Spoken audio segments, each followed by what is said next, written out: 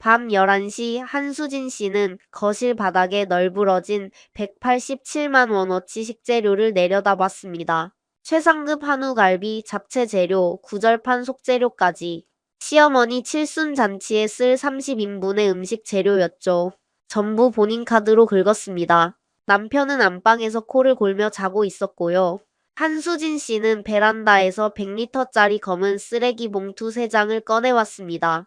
그리고 그 비싼 한우 갈비부터 하나씩 거침없이 봉투 안에 쑤셔 넣기 시작했죠. 시어머니는 비용 한 푼 안 주면서 며느리의 도리를 외쳤고 남편은 하루 고생하는 게 뭐가 대수냐며 코웃음을 쳤습니다. 3년간 무급식모처럼 쓰이다 마침내 폭발한 한수진 씨. 그 분노가 충분히 이해되지 않으시나요? 하지만 이건 시작에 불과했습니다.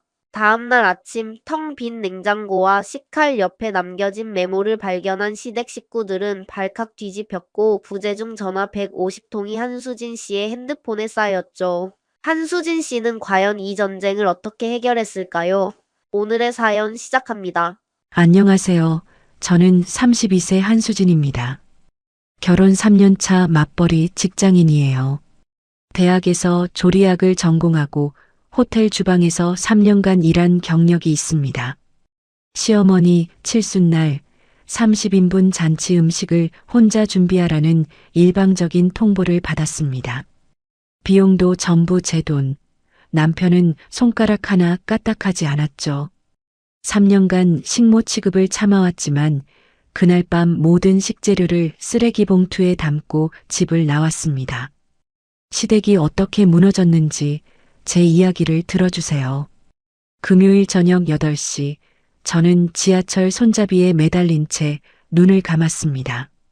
이번 주만 야근을 3번이나 했더니 온몸이 납덩이처럼 무거웠죠.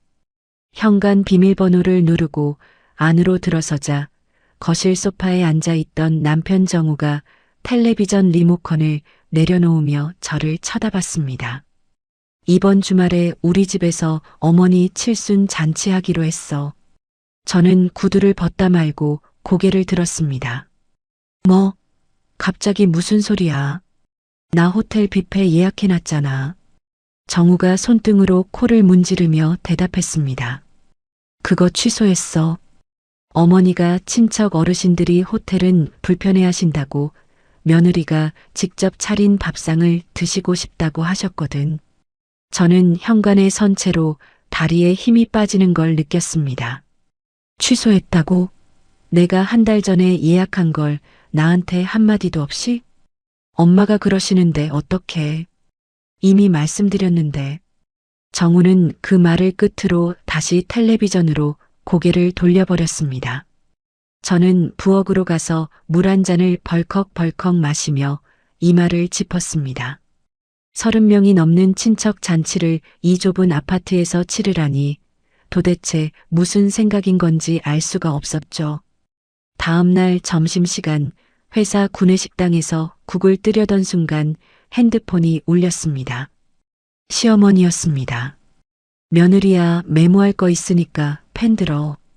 어머니, 지금 회사에서 점심 먹고 있는데요. 아이고, 밥은 나중에 먹어. 이거 중요한 거야. 시어머니는 제 대답을 기다리지도 않고 바로 읊어대기 시작했습니다.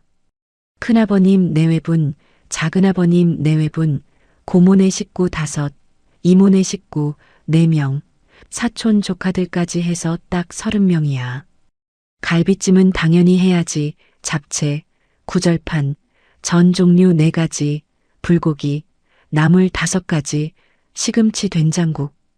저는 숟가락을 내려놓고 한 손으로 핸드폰을 꽉 쥐었습니다. 어머니, 그 많은 걸 제가 혼자 다 하라는 말씀이세요? 아이고, 30인분이 뭐 대수라고 그래. 내가 젊었을 때는 50인분도 혼자 했어. 전화를 끊자마자 카카오톡 알림이 떴습니다. 신우이 형님이었죠.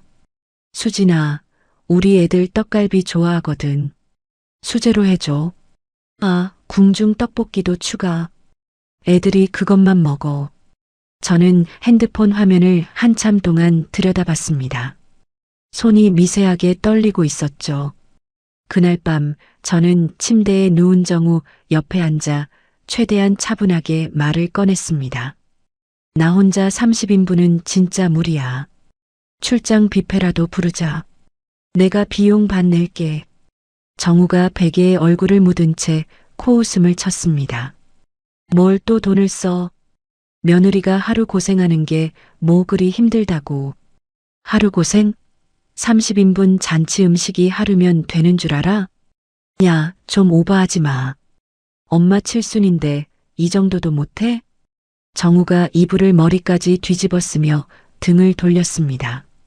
저는 어둠 속에서 천장을 올려다보며 입술을 꽉 깨물었습니다. 그날 이후 시어머니는 매일 전화를 걸어왔습니다. 갈비는 무조건 국산 한우로 해. 수입산 쓰면 큰아버님이 바로 하셔. 나물은 전날 밤에 미리 무쳐놔야 간이 배. 알지? 구절판 속 재료는 9가지 다 넣어야 돼. 빠뜨리면 안 돼. 저는 비용 이야기를 꺼내보려 했습니다. 어머니, 식재료비가 꽤 나올 것 같은데요. 아이고, 그 정도는 며느리가 당연히 하는 거지. 우리 집안에 시집 왔으면 며느리 도리를 해야지. 전화는 일방적으로 끊겼습니다. 잔치를 이틀 앞둔 금요일 저녁, 저는 퇴근하자마자 대형 식자재 마트로 차를 몰았습니다. 최상급 한우갈비 5kg, 불고기용 등심 3kg, 전용 부침가루와 각종 채소들을 카트 3개에 가득 담았죠. 계산대에서 찍힌 금액은 187만 원이었습니다. 제 개인 카드를 긁으며 속이 뒤집어지는 걸 꾹 참았습니다. 양손에 비닐봉지가 파고들어 손가락이 하얗게 질린 채 현관문을 열었을 때 정우는 소파에 드러누워 예능 프로그램을 보며 킥킥거리고 있었습니다. 저를 힐끗 보더니 다시 화면으로 눈을 돌렸습니다. 물 한 잔 가져다 주는 것도 봉투 하나 받아주는 것도 없었죠. 냉장고에 다 들어가지 않는 식재료들을 거실 바닥에 늘어놓고 파 다듬기를 시작하려는데 핸드폰이 또 울렸습니다. 신우이 형님 문자였죠. 내일 아침 일찍 엄마 아빠 모시고 미용실 가거든. 그 전에 아침상 차려놔. 부모님 빈속에 나가시면 안 되잖아. 저는 핸드폰을 바닥에 내려놓고 땀에 젖은 채 거실 한가운데 주저앉았습니다. 파 껍질이 무릎 위에 흩어져 있었고 사방에 비닐봉지와 식재료가 산더미처럼 널려 있었죠. 저는 그 순간 또렷하게 깨달았습니다.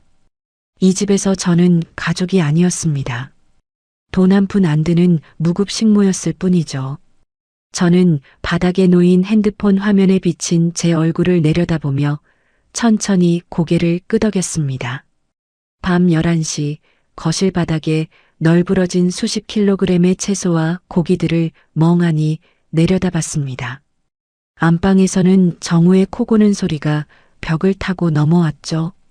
저는 자리에서 벌떡 일어나 베란다 수납장을 열었습니다. 100리터짜리 검은 종량제 봉투 3장을 꺼내 거실 한가운데 펼쳐놓았죠. 가장 먼저 손에 잡힌 건 187만 원짜리 최상급 한우 갈비였습니다. 저는 한치의 망설임도 없이 그 묵직한 덩어리를 봉투 안으로 밀어 넣었습니다. 등심, 부침용 채소, 잡채, 당면, 구절판 재료, 시누이 아이들 먹으라며 준비한 떡갈비용 다짐육까지 하나하나 집어 올릴 때마다 봉투가 묵직하게 불어났죠. 비닐봉지가 바스락거리는 소리에 저는 안방 쪽을 힐끗 봤지만 정우의 코골이는 변함없이 규칙적으로 이어지고 있었습니다. 저는 마지막 남은 나물 재료까지 3번째 봉투에 우겨넣고 봉투 입구를 단단히 묶었습니다. 3개의 시커먼 봉투를 현관 밖 복도로 끌어냈습니다. 그리고 부엌으로 돌아와 싱크대 위 칼꽂이에서 가장 큰 식칼을 뽑아 도마 위에 탁 세워놓았습니다. 냉장고에 붙어있던 메모지를 한 장 뜯어 펜을 들었죠. 식모 취급은 여기까지. 내일 밥은 각자 해결해. 메모를 식칼 옆에 나란히 놓고 한 발 물러서서 바라봤습니다. 입꼬리가 절로 올라갔죠. 저는 곧장 옷방으로 들어가 캐리어를 꺼냈습니다. 평소 아끼던 회색 하드 캐리어, 해외여행 갈 때나 썼던 것이었죠. 속옷, 티셔츠, 바지 몇 벌을 재빨리 접어넣고 서랍장 깊숙이 숨겨뒀던 외장하드를 꺼냈습니다. 시어머니의 막말 녹음 파일, 정우의 카드 내역 캡처본, 신우이가 제 신분증을 가져간 날 찍어둔 사진까지 3년 동안 모아온 기록들이 전부 담겨 있었죠. 여권, 통장, 인감증명서도 빠짐없이 챙겨 캐리어 안쪽 주머니에 밀어 넣었습니다. 저는 안방 문을 살짝 열었습니다. 정우는 입을 벌린 채 이불을 걷어차고 대자로 뻗어자고 있었죠. 저는 그 등짝을 서늘한 눈으로 한참 내려다봤습니다. 3년 동안 소파에 누워 텔레비전만 보던 그 넓적한 등이었습니다. 저는 아무 말 없이 문을 닫았습니다. 캐리어 바퀴가 마루바닥에서 드르륵 소리를 냈지만 저는 멈추지 않았습니다. 현관문을 열고 나가 도어락이 찰칵 잠기는 소리를 들었을 때 가슴속에서 무언가가 뚝 끊어지는 느낌이었죠. 지하 주차장으로 내려가 제 차 트렁크에 캐리어를 실었습니다.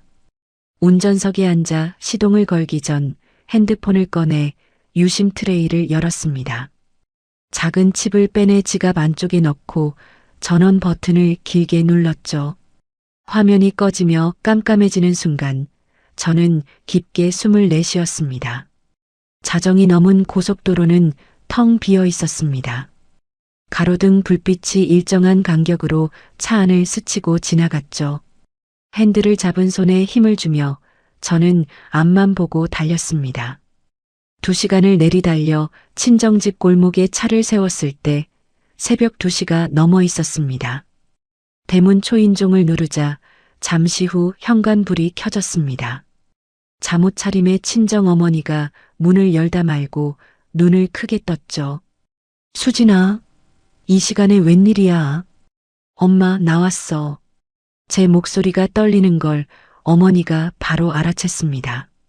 어머니는 제 손을 덥석 잡아 안으로 끌어들였죠. 아이고, 이게 무슨 몰골이야. 땀을 이렇게 흘리고. 소란에 잠이 깬 아버지와 오빠도 거실로 나왔습니다. 아버지가 거실 불을 켜며 물었죠. 수진이? 이 밤중에 무슨 일이야? 아빠, 나 그 집 나왔어. 더는 못 살겠어. 저는 소파에 앉아 짧게 상황을 설명했습니다. 30인분 음식 강요, 비용 한 푼 안 주면서 며느리 도리를 강요하는 시어머니, 손가락 하나 까딱 않는 남편 신우이의 갑질까지. 어머니는 제 얘기를 듣다 말고 부엌으로 들어가셨습니다.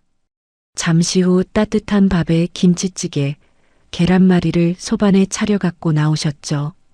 어머니의 눈시울이 벌겋게 물들어 있었습니다. 밥부터 먹어.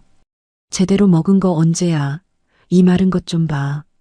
저는 숟가락을 들고 밥을 한술 떴습니다. 목구멍이 메어 넘기기 힘들었지만 뜨거운 국물이 위장에 닿자 온몸의 긴장이 스르르 풀렸죠. 허겁지겁 밥을 비우는 동안 어머니는 제 등을 쓸어내리며 코를 훌쩍였습니다. 밥그릇을 내려놓자 오빠가 식탁 맞은편에 앉으며 입을 열었습니다. 그 새끼가 진짜 호텔 예약을 마음대로 취소해. 응? 나한테 한마디도 없이. 아버지가 주먹으로 무릎을 탁 치며 이를 악물었습니다. 내가 그놈 댐댐이를 진작 봤어야 했는데. 오빠가 저를 똑바로 보며 말했습니다. 수진아, 걱정 마. 내가 뒤에서 다 받쳐줄 테니까 네가 하고 싶은 대로 해. 아버지도 고개를 끄덕이며 오빠의 어깨를 잡았습니다. 그래, 이 집이 내 집이야. 마음 놓고 쉬어라. 저는 고개를 숙여 눈물을 삼켰습니다. 3년 만에 처음으로 사람 대접을 받는 기분이었죠. 어머니가 제 옛날 방 이불을 새로 깔아주셨습니다. 포근한 솜니불 속으로 들어가 천장을 올려다봤죠. 내일 아침 텅 빈 냉장고와 식칼 옆 메모를 발견할 정우의 얼굴이 떠올랐습니다. 시어머니가 전화를 걸어도 받을 사람이 없다는 걸 알게 될 그 순간이 저는 이불을 턱까지 끌어올리고 눈을 감았습니다. 오랜만에 어깨에 힘이 완전히 빠졌죠. 다음 날 아침 9시 눈을 떴습니다. 핸드폰 화면에 알림이 빼곡했죠. 밤새 쌓인 부재중 전화 47통, 도윤 19통, 시어머니 정말숙 12통, 신우이 강도희 9통, 모르는 번호 7통, 문자 메시지는 31건이었습니다. 어젯밤 자동이체를 해지한 효과가 이렇게 빠를 줄은 몰랐어요. 문자를 하나씩 읽어보니 병원에서 이번 달 치료비가 결제되지 않았다는 안내를 시어머니에게 직접 보낸 거였습니다. 시어머니의 문자가 시간순으로 올라와 있었죠. 하경아, 병원에서 연락이 왔는데 이게 무슨 일이냐? 1시간 뒤에는 이랬습니다. 전화 좀 받아라. 당장. 새벽 4시에 보낸 문자는 글자 하나하나에 분노가 묻어 있었어요. 신우이 강도희의 문자도 있었습니다. 언니 지금 뭐 하는 거야? 엄마가 새벽부터 혈압 올라서 난리야. 전화 좀 받아. 도윤의 문자는 딱 한 줄이었죠. 이하경, 선 넘지 마. 당장 복구시켜. 저는 핸드폰을 내려놓고 부엌으로 갔습니다. 이모가 차려준 밥을 먹으며 황재민 변호사에게 전화를 걸었어요. 변호사님, 오늘 만나뵐 수 있을까요? 오후 2시에 사무실로 오세요. 아버님이 맡기신 서류가 상당합니다. 시간 넉넉히 잡고 오세요. 전화를 끊고 밥을 마저 먹었습니다. 이모가 맞은편에서 저를 가만히 바라보고 계셨죠. 아무 말씀 없이 제 밥그릇에 반찬을 하나 더 올려주셨습니다. 오전 11시 현관 초인종이 울렸습니다. 도어폰을 확인하니 신우이 강도희가 서 있었어요. 문을 열자마자 도희가 현관 안으로 한 발을 들이밀며 말했습니다. 언니, 지금 장난하는 거야? 엄마 병원비 왜 끄는 거야? 도희의 얼굴이 벌겋게 달아올라 있었습니다. 오빠가 대체 무슨 잘못을 했길래 이러는 건데? 저는 현관에서 한 발짝도 물러서지 않았습니다. 도희야, 내 오빠한테 직접 물어봐.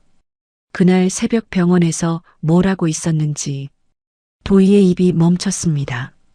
눈이 한번 깜빡이더니 다시 입을 열었죠. 그게 지금 엄마 병원비랑 무슨 상관인데? 7년 동안 시어머니 병원비를 내 월급이랑 친정 돈으로 냈다는 거 너 알고 있었어? 도희의 표정이 처음으로 흔들렸습니다. 입술을 달싹이더니 아무 말도 하지 못했어요. 도희는 대답 없이 현관을 나서며 핸드폰을 꺼내 들었습니다. 복도에서 도윤에게 전화를 거는 도희의 뒷모습이 보였죠. 오후 2시 황재민 변호사 사무실에 도착했습니다. 변호사가 두꺼운 서류 봉투를 테이블 위에 올려놓으며 말했습니다. 아버님이 꼼꼼한 분이셨어요. 이거 하나씩 보시죠. 봉투 안에는 도윤에게 돈을 보낸 내역이 담긴 이체 확인서 9건, 도윤이 직접 서명한 차용증 3장이 들어 있었습니다. 그리고 아버지가 따로 정리한 메모 1권. 사위가 차용증 쓰는 걸 거부해서 내가 대신 기록함이라고 적힌 수기 장부였죠. 황 변호사가 서류를 한 장씩 넘기며 짚어줬습니다. 차용증에 적힌 금액만 3억이에요. 차용증 없이 보내신 돈이 2억 5천만 원이고 변호사가 안경을 고쳤으며 저를 봤습니다. 아버님이 투병 막바지에 저한테 이렇게 말씀하셨어요. 이 돈은 하경이 몫이니 반드시 돌려받게 해달라고. 목이 뜨거워졌습니다.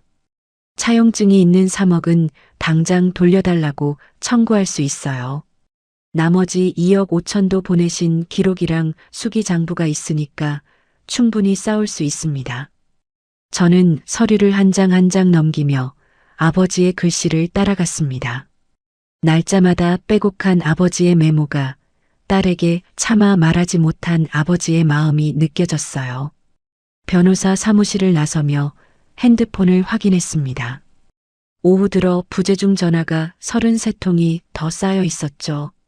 아침부터 합치면 80통이었습니다. 그 목록 안에 오수빈의 번호도 있었습니다. 음성 메시지가 남겨져 있었죠. 사모님, 저 수빈인데요.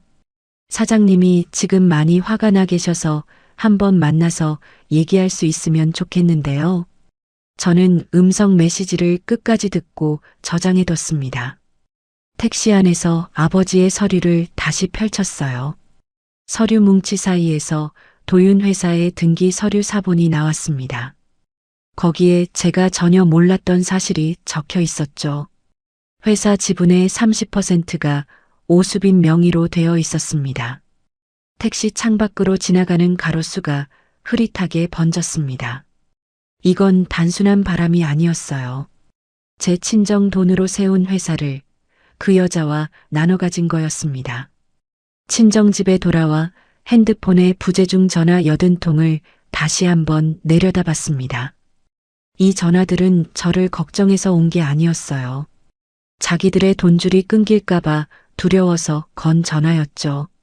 저는 아버지가 남긴 서류 뭉치를 테이블 위에 펼쳐놓았습니다. 차용증, 이체 내역서, 등기 서류. 7년간 빼앗긴 것들을 되찾을 방법을 하나하나 정리하기 시작했습니다.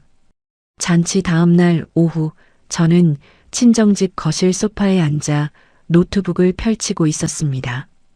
외장 하드에서 옮긴 파일들을 폴더별로 분류하고 있었죠. 녹음 파일 32개, 카카오톡 캡처본 87장, 카드 결제 내역서 6개월치, 신우이가 제 신분증을 들고 나가던 날 몰래 찍은 사진 3장. 하나하나 날짜 순으로 정리하며 이름을 새로 붙이고 있었습니다.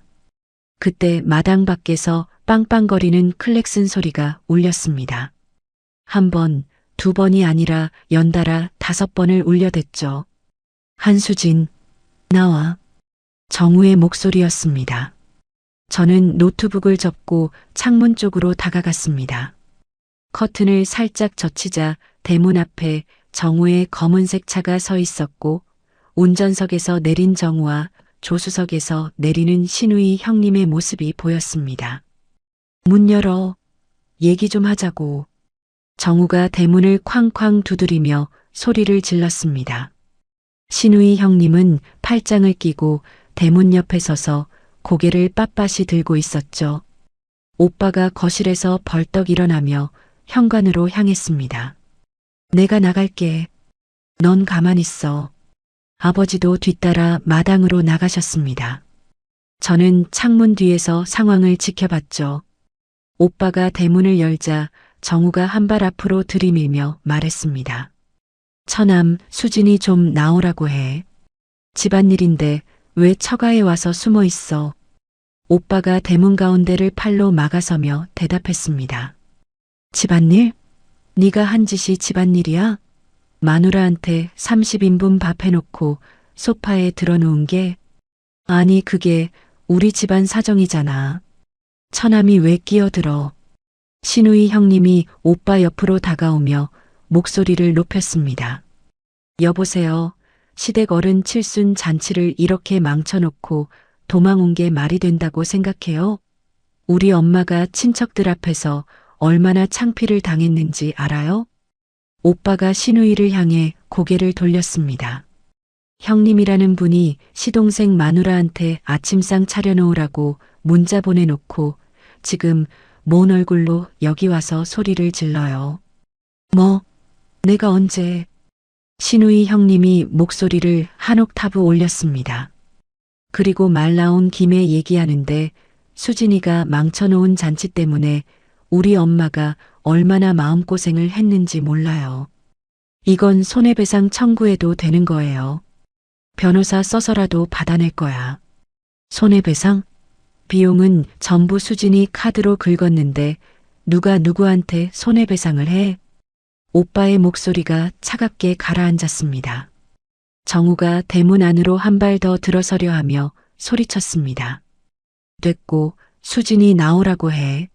마누라 관리를 이따위로 해서 처가가 뭐하는 집안이야. 그 순간 마당 안쪽에서 아버지가 성큼성큼 걸어 나오셨습니다. 아버지의 오른손에는 마당 화단에 쓰던 고무 호스가 들려 있었죠. 아버지가 호스 끝을 정우에게 겨누며 수도꼭지를 확 틀었습니다. 찬물이 굵은 줄기로 정우의 얼굴과 가슴팍을 정통으로 때렸습니다. 으악!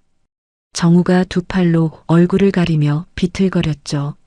아버지는 호스를 시누이 쪽으로도 돌렸습니다. 야!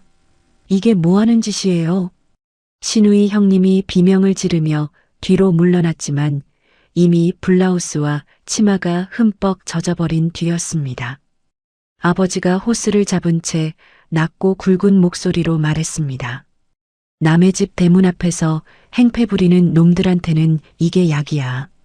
한 번 더 소리 지르면 이번엔 뒷골목까지 쫓아가서 뿌린다.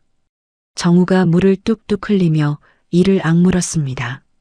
셔츠가 몸에 달라붙어 추위에 어깨가 움츠러들었죠. 시누이 형님은 젖은 머리카락이 얼굴에 들러붙은 채 분을 사기지 못하고 주먹을 부들부들 떨고 있었습니다. 저는 현관문을 열고 마당으로 걸어 나갔습니다. 손에는 어젯밤 인터넷에서 양식을 받아 직접 작성한 이혼 숙녀 요청서를 들고 있었죠.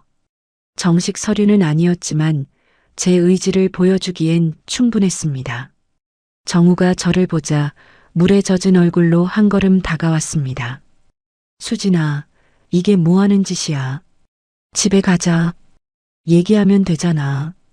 저는 대답 대신 종이를 정우의 가슴팍에 탁 밀어 넣었습니다. 정우가 젖은 손으로 종이를 받아들고 글씨를 읽기 시작했죠. 정우의 눈동자가 한 줄 한 줄 따라가며 점점 커졌습니다. 이혼? 너 진짜로 이혼하겠다는 거야? 내일 변호사 만나. 정식 소장 넣을 거야. 위자료도 청구할 거고.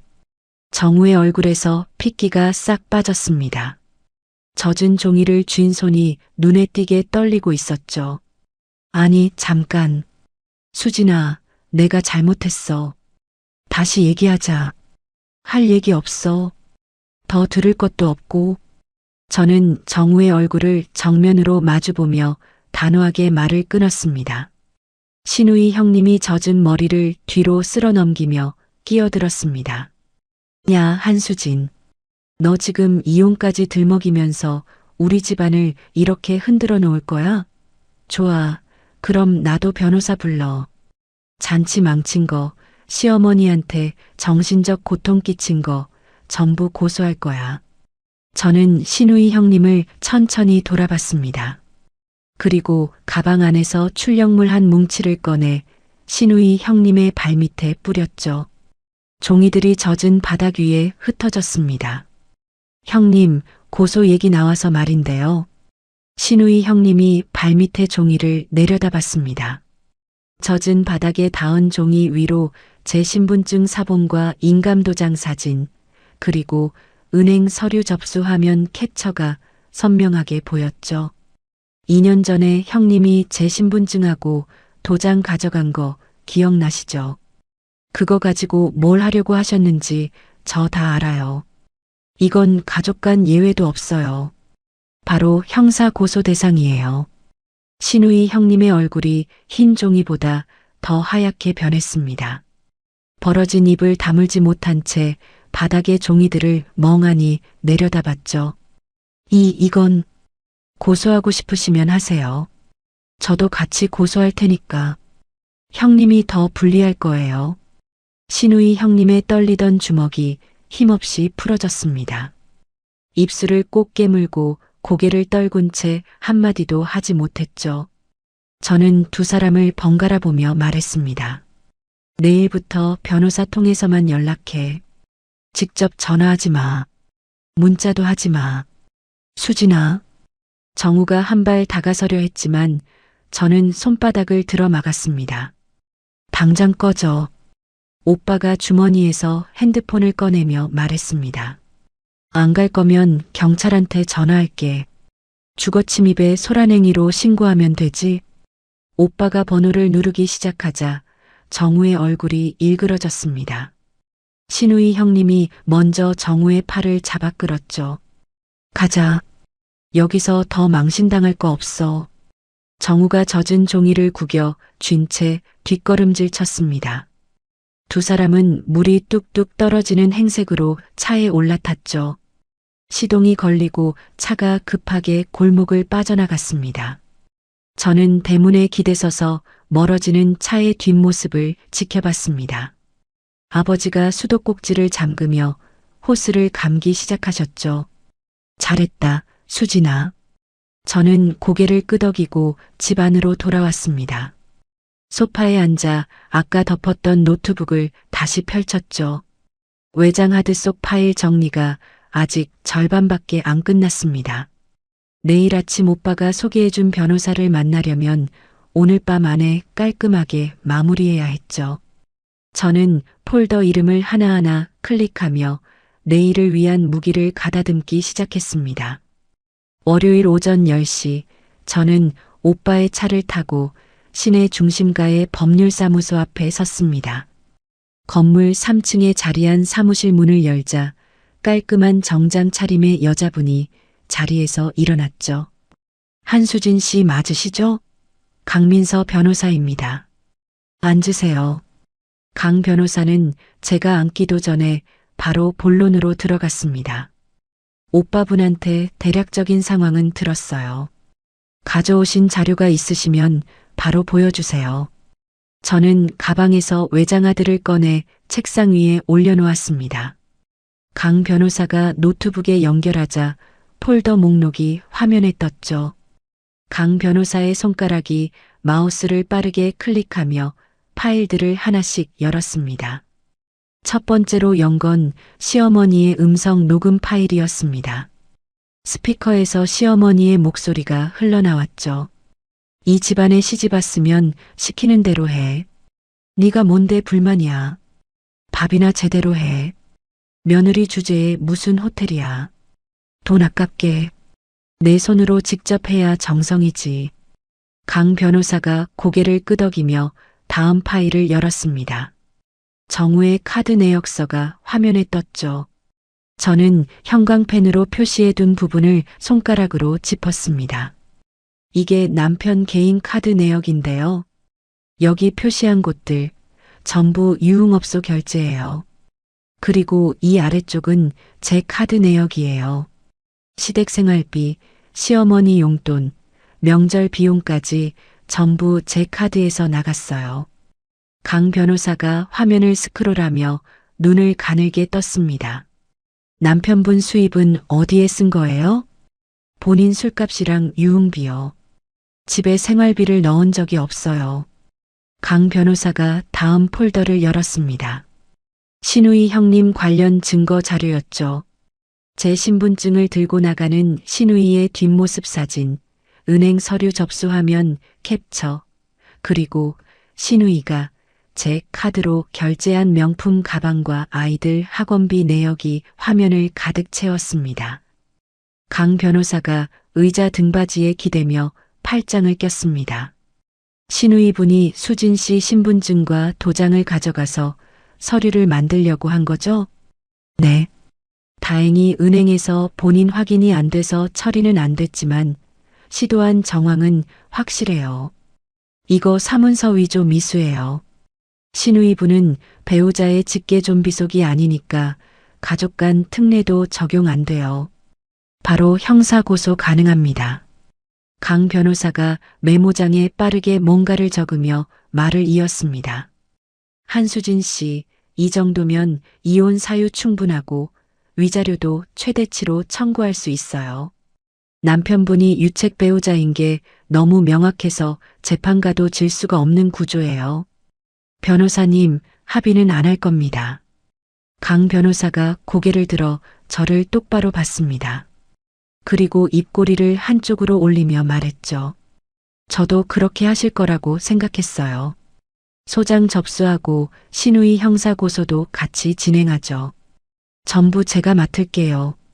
저는 위임장에 서명을 하고 사무실을 나왔습니다. 오빠가 건물 앞에서 담배를 피우며 기다리고 있었죠. 어때? 될 것 같아? 오빠, 변호사님이 질 수가 없는 구조래.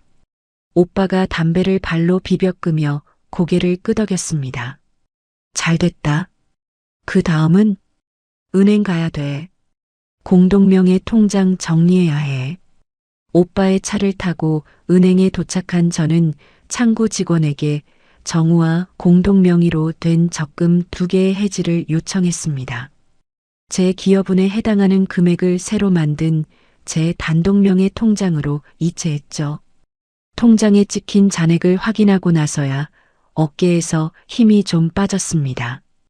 오후에는 회사에 출근했습니다. 팀장님 자리 앞에 서서 면담을 요청했죠. 팀장님, 죄송한데 말씀드릴 게 있어요. 한수진 씨, 무슨 일이에요? 얼굴이 안 좋아 보이는데. 이혼 소송을 진행하게 됐습니다. 일주일 정도 연차를 쓰고 싶은데 가능할까요? 팀장님이 안경을 벗으며 걱정스러운 얼굴로 저를 봤습니다. 아이고, 무슨 일이 있었는지 모르겠지만 연차는 당연히 써요. 일주일이 부족하면 더 써도 돼요. 감사합니다, 팀장님. 퇴근길, 저는 2년 넘게 다닌 신경정신과 병원에 들렀습니다. 접수대에서 진료 기록 사본 발급을 요청하자 간호사가 물었죠. 전체 기간 다 필요하세요? 네, 처음 내원한 날부터 전부요. 처방 전 기록도 같이 뽑아주세요. 봉투에 담긴 진료 기록서를 받아들었습니다. 2년 전 처음 병원을 찾았을 때의 소견이 적혀 있었죠. 시댁 내 만성적 스트레스로 인한 우울 증상 및 불면, 약물 치료 병행 권고. 저는 봉투를 가방에 넣고 병원을 나왔습니다. 이 기록이 위자료 청구 금액을 올려줄 마지막 퍼즐이었죠. 친정집으로 돌아와 저녁을 먹은 뒤 저는 방에 들어가 노트북을 켰습니다. 시댁 대가족 단체 카카오톡 방, 30명이 넘는 사람들이 모여있는 그 방에 올릴 글을 쓰기 시작했죠. 감정을 앞세우면 안 됐습니다. 동정을 구하는 글이 아니라 사실만으로 시댁을 무너뜨리는 글이어야 했죠. 저는 날짜를 기준으로 사건을 하나하나 나열했습니다. 2023년 3월 15일 시어머니 월 용돈 80만 원 제 카드 결제 시작. 2023년 7월 22일 신우이 자녀 학원비 월 120만 원 제 카드 이체. 2023년 11월 3일 신우이 명품 가방 결제 대금 320만 원 제 카드 청구. 2024년 2월 8일 신우이가 제 신분증 및 도장 무단 반출.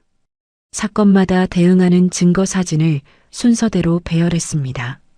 녹취록은 핵심 구간만 텍스트로 풀어 적어 누구나 바로 읽을 수 있게 만들었죠. 마지막에 정우의 유흥업소 카드 내역서까지 첨부하고 나자 글의 길이가 상당했습니다. 시간을 확인하니 새벽 1시가 넘어 있었습니다. 저는 완성된 글을 처음부터 끝까지 3번 다시 읽으며 문장을 다듬었죠. 한 글자도 감정적인 표현을 쓰지 않았습니다. 팩트만, 날짜만, 금액만, 증거만.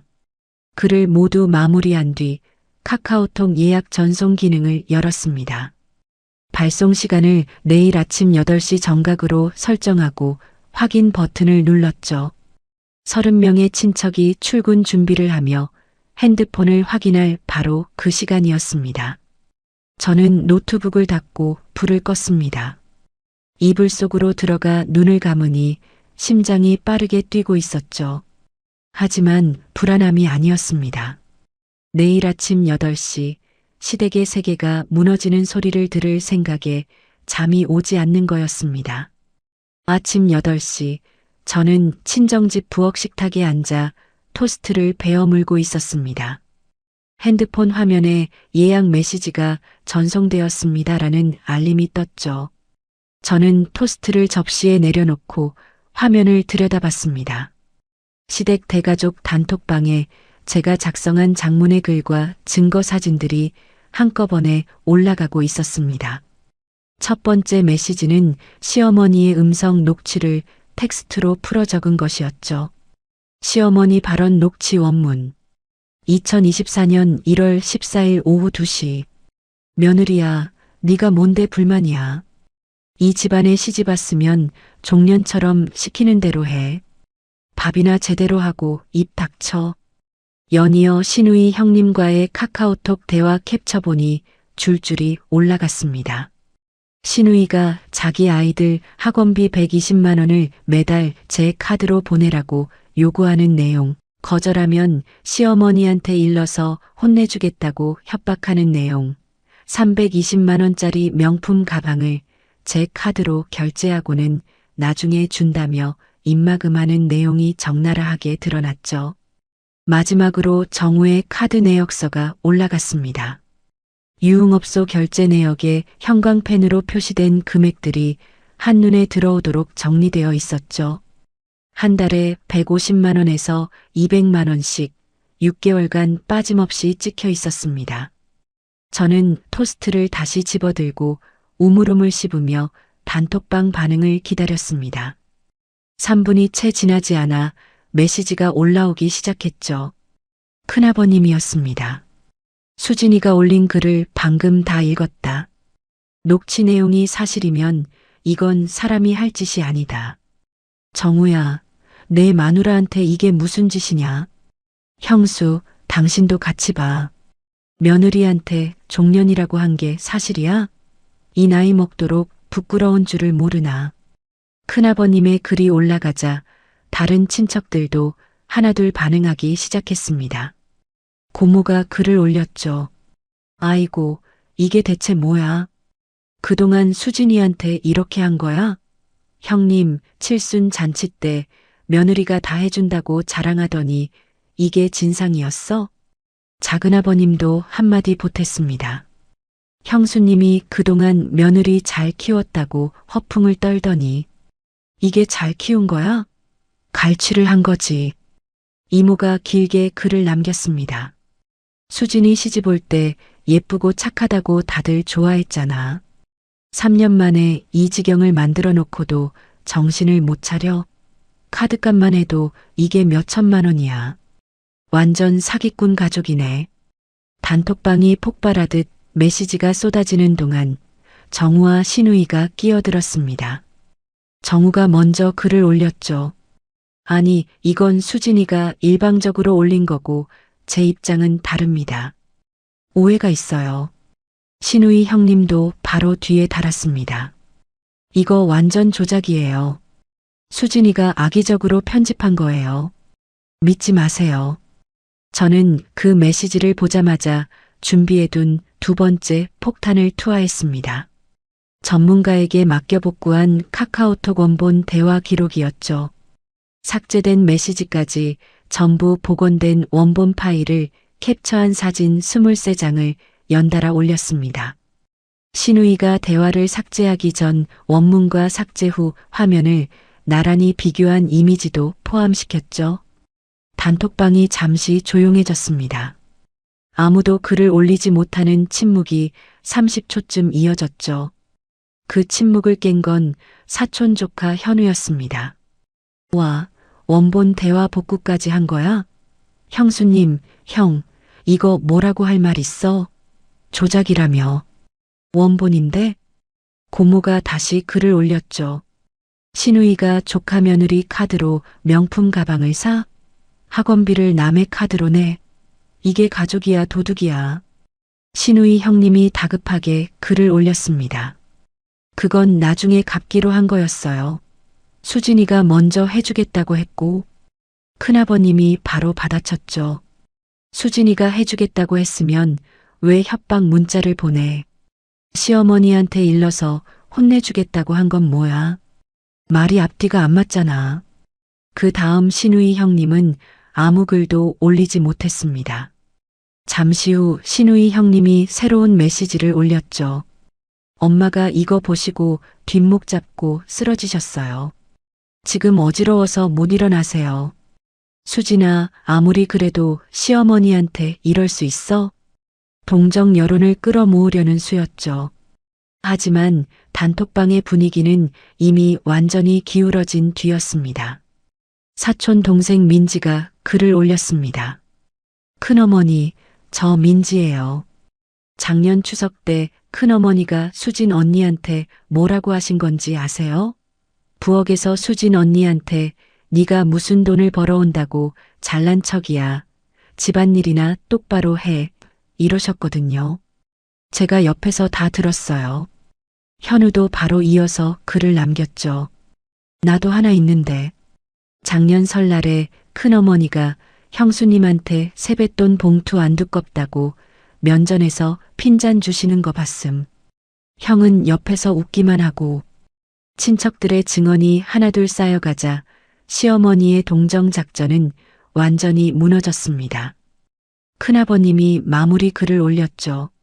형수, 이 나이에 이런 꼴을 보여줘서 고맙다. 평생 점잖은 척, 어른인 척 하더니 속은 썩을 대로 썩었어. 나는 수진이 편이야. 정우, 너도 아비한테 배운 게 없으니 그 모양이지. 부끄러운 줄 알아라. 저는 마지막으로 메시지 하나를 작성했습니다. 손가락이 또박또박 글자를 눌렀죠. 그동안 지옥 같은 3년이었습니다. 저는 이제 이 집안 사람이 아닙니다. 소장은 법원에서 확인하세요. 전송 버튼을 누르고 단톡방 나가기를 눌렀습니다. 화면에 채팅방을 나갔습니다라는 문구가 떴죠. 저는 핸드폰을 식탁에 내려놓고 식어버린 토스트를 다시 집어들었습니다. 어머니가 부엌에서 고개를 내밀며 물었죠. 수진아, 커피 더 탈까? 네, 엄마. 진하게 한 잔만요. 어머니가 커피를 내리는 소리가 부엌에서 들려왔습니다. 저는 토스트를 한 입 크게 베어 물며 창밖을 바라봤습니다. 5월의 햇살이 마당 가득 쏟아지고 있었죠. 입안 가득 번지는 딸기잼의 달콤함이 그 어느 때보다 선명하게 느껴졌습니다. 법원에서 이혼 소장과 위자료 청구서, 신우이의 사문서 위조 형사 고소장이 동시에 송달된 건 폭로 사건 나흘 뒤였습니다. 강 변호사에게서 전화가 왔죠. 한수진 씨, 남편분이 제 사무실로 전화해서 만나게 해달라고 난리예요. 어떻게 할까요? 변호사님이 알아서 대응해 주세요. 저는 그 사람 목소리 듣기 싫어요. 알겠어요. 그럼 통화 내용 녹음해서 보내드릴게요. 1시간쯤 뒤 강 변호사가 녹음 파일을 보내왔습니다. 저는 이어폰을 꽂고 재생 버튼을 눌렀죠. 강 변호사의 차가운 목소리가 먼저 들렸습니다. 무슨 용건이시죠? 정우의 목소리는 며칠 전과 완전히 달랐습니다. 기고만장하던 톤은 사라지고 떨리는 숨소리가 먼저 흘러나왔죠. 변호사님, 제발 한 번만 만나게 해주세요. 수진이한테 직접 사과하고 싶습니다. 의뢰인분이 직접 만남은 거부하셨어요. 하실 말씀 있으시면 저한테 하세요. 아니, 그게 변호사님. 이혼은 그렇다 쳐도 누나 형사고소는 좀 취하해 주시면 안 될까요? 누나가 전과자 되면 애들 앞길이 막힌다고 매일 울어요. 강 변호사가 서류 넘기는 소리를 내며 말했습니다. 신우이분이 한수진 씨 명의를 도용하려고 한 건 명백한 범죄예요. 의뢰인이 합의 의사 없다고 하셨고 저도 같은 의견이에요. 제가 재산 분할 불리하게 해도 됩니다. 위자료도 더 드릴게요. 제발 누나 것만. 정우의 목소리가 울먹이기 시작했습니다. 코를 훌쩍이는 소리, 목이 메어 말을 잇지 못하는 소리가 스피커를 타고 흘러나왔죠. 우리 엄마도 지금 혈압 올라서 입원하셨어요. 누나는 매일 밤 잠을 못 자고 저도 회사에서 잘릴 것 같고 변호사님, 이러면 우리 가족이 전부 끝나요. 강 변호사의 목소리는 한 톤도 변하지 않았습니다. 그 말씀을 3년 동안 아내분한테 하셨어야죠. 합의는 없습니다. 다른 말씀 없으시면 끊을게요. 변호사님, 잠깐만. 뚜뚜뚜. 통화가 끊겼습니다. 저는 이어폰을 빼고 핸드폰을 침대 위에 던졌습니다. 3년 동안 소파에 누워 코를 골던 사람이 이제 와서 우는 소리를 하고 있었죠. 가슴 속에서 뭔가가 차갑게 굳어지는 걸 느꼈습니다. 동정은 없었습니다. 그로부터 사흘 뒤 오후 3시쯤이었습니다. 저는 친정집 근처 카페에서 아메리카노를 마시며 노트북으로 이력서를 수정하고 있었죠. 이혼 후 새 출발을 위해 이직도 고려하고 있었거든요. 카페 유리창 너머로 익숙한 얼굴이 보였습니다. 신우이 형님이 휠체어를 밀고 카페 앞 인도를 걸어오고 있었죠. 휠체어에는 시어머니가 앉아 계셨습니다. 평소 꼿꼿하게 허리를 세우시던 분이 등이 굽은 채 고개를 숙이고 있었습니다. 신우이 형님이 카페 유리문 앞에서 안을 들여다보다 저와 눈이 마주쳤죠. 저는 커피잔을 내려놓고 가만히 앉아 있었습니다. 신우이 형님이 문을 밀고 들어와 제 테이블 앞에 섰습니다. 눈 밑에 시커먼 다크서클이 내려앉아 있었고 며칠째 제대로 씻지 못한 듯 머리카락이 기름져 있었죠. 수진아. 신우이 형님의 목소리가 갈라졌습니다. 제발 부탁이야. 고소 취하해줘. 나 진짜 전과자 되면 우리 애들은 어떡해. 엄마 아빠 면접 때 전과 기록 나오면 애들이 갈 데가 없어. 저는 커피잔을 양손으로 감싸 쥔 채 신우이를 올려다 봤습니다. 형님, 제 신분증 훔쳐갈 때는 우리 애들 생각 안 하셨어요? 신우이 형님의 입술이 파르르 떨렸습니다. 대답을 하지 못한 채 고개를 떨궜죠. 그때 카페 문이 다시 열렸습니다. 시어머니가 휠체어에서 일어나 문틀을 잡고 안으로 들어오셨죠. 다리가 후들후들 떨려 걸음이 온전하지 못했습니다. 시어머니가 제 테이블 앞까지 오더니 무릎을 꿇기 시작했습니다. 카페 바닥 타일 위에 두 무릎이 쿵 소리를 내며 닿았죠. 며느리야, 내가 잘못했다. 내가 미쳤었어. 제발 한 번만 봐줘. 카페 안에 있던 손님 4~5명이 일제히 고개를 돌렸습니다.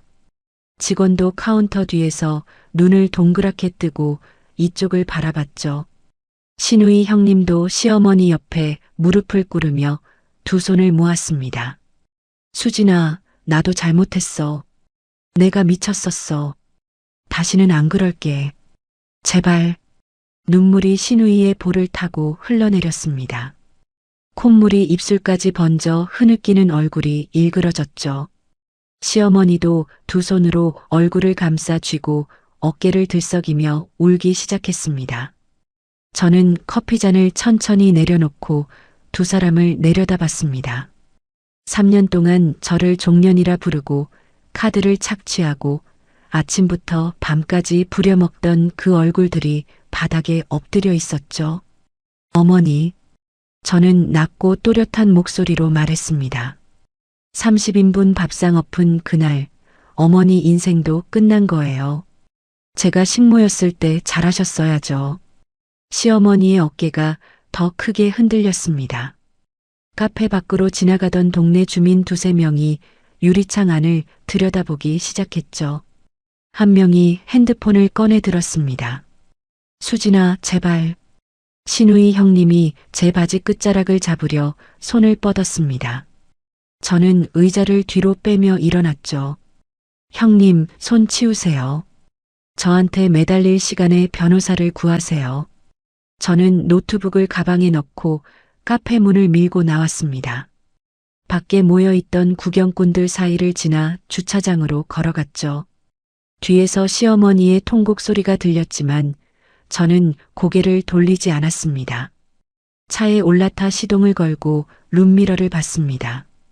카페 유리문 너머로 바닥에 주저앉은 시어머니와 신우이가 보였죠. 신우이가 시어머니의 팔을 잡아 일으키려 하고 있었지만 시어머니는 바닥에서 일어나질 못했습니다. 두 사람은 서로를 붙잡은 채 무너져 있었죠. 저는 룸미러에서 눈을 떼고 기어를 넣었습니다. 엑셀을 밟자 차가 부드럽게 앞으로 나아갔죠. 열어둔 창문으로 들어오는 오후의 바람이 머리카락을 흩날렸습니다. 가슴속에 남아있던 마지막 한 조각의 분노가 바람결에 날아가는 걸 느꼈습니다. 서울가정법원 3층 복도. 저는 강 변호사와 나란히 걸으며 법정으로 향했습니다. 검은색 정장에 단정하게 묶은 머리, 어깨를 쫙 편 채로 앞만 보고 걸었죠.